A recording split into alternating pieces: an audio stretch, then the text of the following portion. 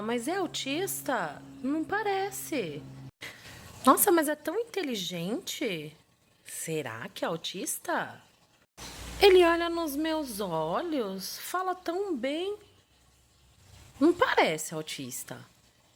Nossa, menina, come de tudo. Uma belezinha. Não tem seletividade alimentar. Pois é, todas essas frases eu já ouvi, ó, muito. Precisamos falar sobre isso. Então vem comigo. Vamos desconstruir esse preconceito. Começar bem, eu quero aqui abordar dois tipos de conhecimento. Aquele que é de senso comum e o conhecimento científico. O senso comum, ele é adquirido no dia a dia, nas experiências, né? Quando a gente vivencia as coisas. E ele costuma ser passado de geração a geração. Já o conhecimento científico, ele é uma ciência, tem uma metodologia de pesquisa. E aí, quando se trata de um diagnóstico, de um laudo, de algum transtorno, ele não é baseado no senso comum. É feito toda uma pesquisa. São vários testes de escalas, profissionais especializados que aplicam esses testes, né? Ou seja, é visto mediante conhecimento científico, não é de senso comum. Então, por que algo que foi objeto de estudo do conhecimento científico pode ser questionado pelo senso comum, pelo que as pessoas conhecem sem profundidade? Quando nós temos um preconceito, é porque a gente tem um conceito formado sem se aprofundar no assunto. E aqui eu não estou querendo condenar o senso comum, porque inclusive ele é muito importante, levanta hipóteses, né? Para logo o conhecimento científico entrar em ação, por exemplo. Mas a gente precisa tomar muito cuidado quando se trata de questões de saúde, né? Seja saúde psíquica ou saúde física. Não podemos deixar que o senso comum tire ou diminua o sentido de um diagnóstico, de um laudo feito pelo conhecimento científico.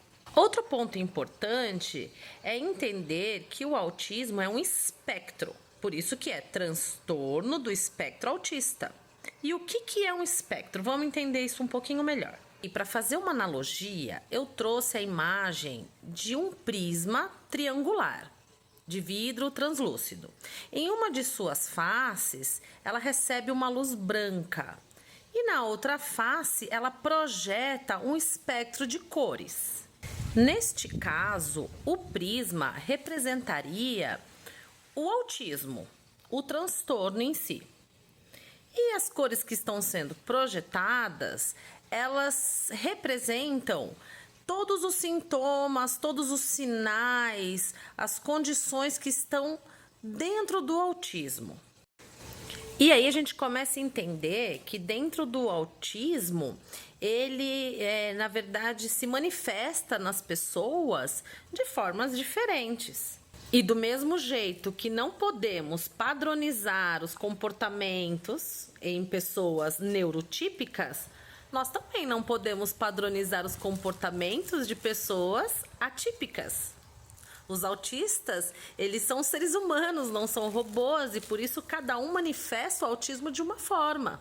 É claro que quando se está investigando um transtorno, existem critérios de avaliação para determinar se existe sim os sintomas, comportamento que justifiquem o diagnóstico de autismo. Então, essas expressões que partem do senso comum precisam ser ressignificadas. Parece autista porque é inteligente? Porque aprende? Autismo não é a mesma coisa que deficiência intelectual. E, inclusive, pessoas que têm deficiência intelectual são capazes de aprender também. Fazer contato visual, comunicação é algo muito mais complexo. E quando uma pessoa recebe o diagnóstico de autismo, é porque sim, ela tem prejuízos na socialização em diversos âmbitos da vida dela. Então, não é apenas uma dificuldade, é uma dificuldade que traz prejuízo. Então, imagina, você tem um laudo, você tem um diagnóstico que foi feito através de uma sistemática pesquisa, às vezes não só de um profissional, mas de todo um grupo de profissionais, e pelo senso comum, aquilo não é validado. Mesmo que não faça parte do seu contexto de vida. É importante entender, porque se você não tem alguém que tem o diagnóstico de autismo na sua família, se você não conhece alguém que tem autismo, em algum momento da vida você vai encontrar pessoas com o transtorno. E é importante você saber validar o que aquela pessoa sente. O quanto pode ser difícil essa pessoa se comunicar, simplesmente se comunicar com você. E aqui eu deixo um recado do meu coração para todas as famílias atípicas, para as mães, para os pais, inclusive para aqueles que têm o transtorno e que escutam essa frase. Vamos tentar entender assim, parte do senso comum essas frases, não tem embasamento científico. E aí é o nosso papel, fazemos parte de um contexto histórico no qual precisamos conscientizar as pessoas e lembrar que todo ser humano é capaz de aprender, mesmo dentro de suas dificuldades. Todos podem trabalhar suas habilidades. Potencialidade existe em todo ser humano. Todos devem ser tratados com essa dignidade. Acredite no seu filho, acredite no treino, acredite nas terapias e lembrando que tudo começa dentro de casa. São crianças que precisam trabalhar habilidades de uma forma mais intensiva. Por isso, o isolamento não ajuda. E não importa o nível de autismo que a sua criança se encontre, nível 1, nível 2, nível 3, todos têm a capacidade de aprender. Não subestime o seu filho, o seu aluno, não importa. Não subestime.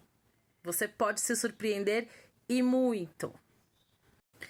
Se você ficou até o final desse vídeo, agradeço de coração, deixa seu comentário, compartilha para que de fato todo mundo possa fazer a sua parte. Meu nome é Luna Tolaba, eu sou pedagoga especializada em inclusão e educação especial e mãe atípica. Vem comigo para a próxima. Um beijo!